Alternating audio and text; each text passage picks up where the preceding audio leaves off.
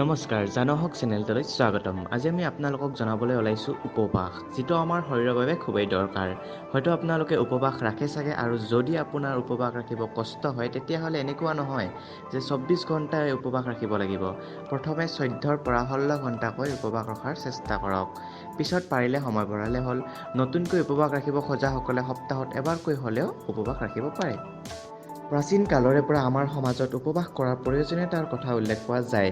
ইয়াৰ বৈজ্ঞানিক কিছু তথ্য এইদৰে পোৱা যায় যে মানুহৰ শৰীৰটো আচলতে এটা যন্ত্ৰ এটা যিদৰে একেৰাহে চলি থাকিলে এটা সময়ত বিকল হৈ পৰে, ঠিক তেনেদৰেই মানুহেও সদায় খাই বৈ থাকিলে এটা সময়ত গৈ দেহত নানা ধৰণৰ বেমাৰৰ সৃষ্টি হ'ব পাৰে।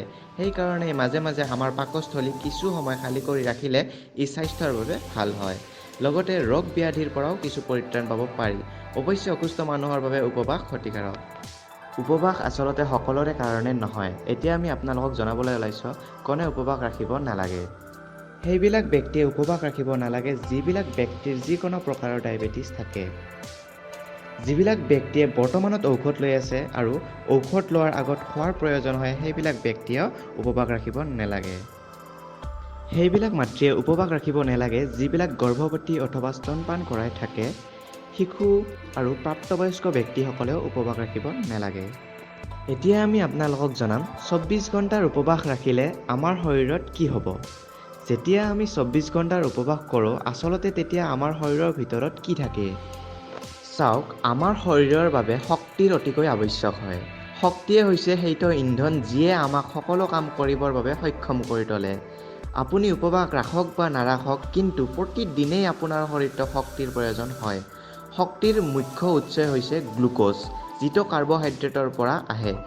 শৰীৰটোৱে আমাৰ শৰীৰৰ বাবে কিছু পৰিমাণৰ গ্লুক'জ জমা কৰি ৰাখে। যেতিয়া আপুনি উপবাস ৰাখিব, শৰীৰত জমা হৈ থকা গ্লুক'জ শেষ কৰিবলৈ আপোনাৰ শৰীৰটোক কেৱল 8 ঘণ্টা লাগে। যেতিয়া আপুনি এই অৱস্থাত আহি পাব, তেতিয়া আপোনাৰ শৰীৰটোৱে গ্লুক'নিওজেনেছিছ অৱস্থাত উপনীত হ'ব।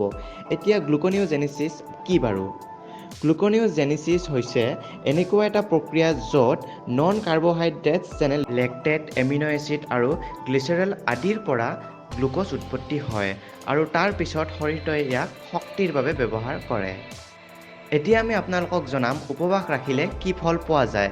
কোনো ব্যক্তিয়ে কিবা খোৱা নোখোৱাৰ কথা বেলেগ, কিন্তু সদায় স্বাস্থ্য ভালে ৰাখিবৰ কাৰণে পৰ্যাপ্ত পৰিমাণৰ পানী খাব লাগে। বহু স্বাস্থ্য অধিকাৰীয়েও এদিনত 2 লিটাৰ পানী খাবলৈ পৰামৰ্শ দিয়ে।